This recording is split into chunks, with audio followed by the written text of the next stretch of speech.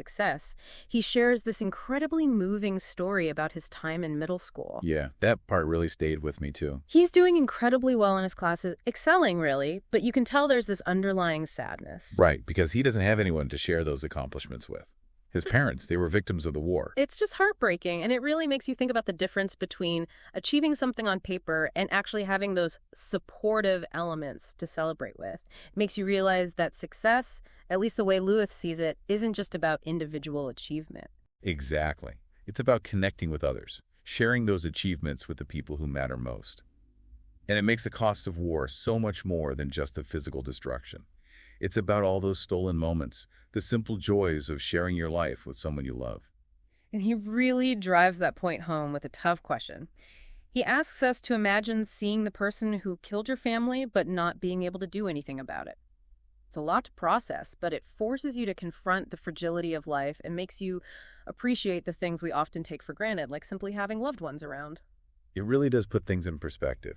And then he shifts gears and starts asking you, the listener, some really direct questions. It's like he's prompting us to reflect on our own lives through the lens of his experiences. It's true. He asks about your personal definition of freedom, how societal pressures influence your choices, even your sense of responsibility towards others. He even encourages you to pause the deep dive and really sit with those questions for a moment, which I think is brilliant. I agree. It makes it so much more interactive than just passively reading a book. It turns it into a conversation. Exactly.